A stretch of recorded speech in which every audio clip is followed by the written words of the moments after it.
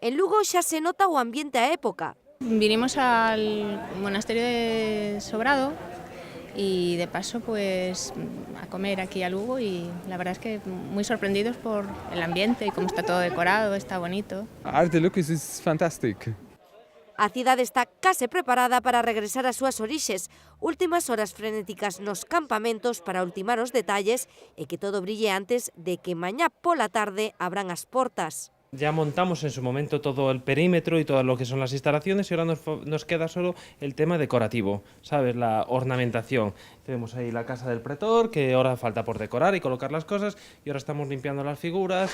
Grazas ao traballo de asociacións como estas que pasen por estes campamentos con estruturas cada ano máis realistas e traballadas, viaxarán o pasado desta cidade bimilenaria. La entrada nueva, que es una copia de un templo romano que vimos en Roma cuando fuimos a desfilar.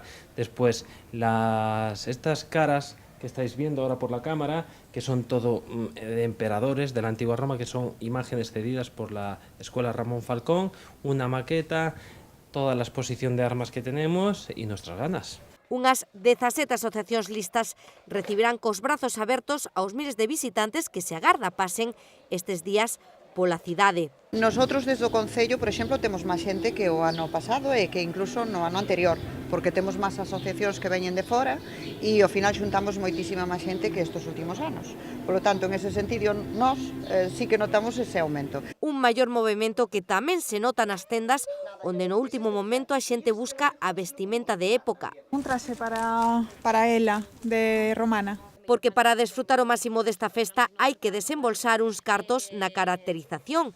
En tendas como esta, os prezos oscilan dos 15 aos 80 euros, iso sen contar os complementos. Presten atención porque os que máis veremos pola rúa esta vez 2 ou 3 anos anteriores castrexos. En cambio, este ano volvemos a notar outra vez unha subida dos romanos, outra vez hacia arriba. Está bastante equiparado, non? O que é a venta dos romanos e os castrexos. A estas horas, a ocupación hoteleira na cidade está case o 100% e os establecementos hostaleiros preparados para pasar desta imaxe a estoutra. Ademais, e ante o aluvión de xente que se agarda, Concello e Deputación queren unha festa libre de agresións e evitar situacións como as acontecidas noutros festexos multitudinarios.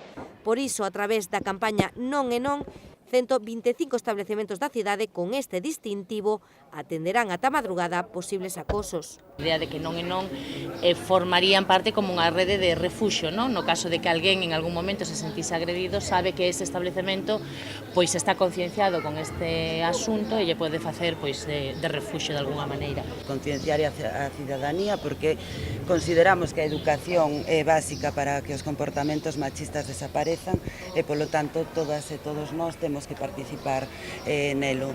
Xa o ven, xa está todo a punto para que prenda a chama do Ardelucus máis segura e participativa.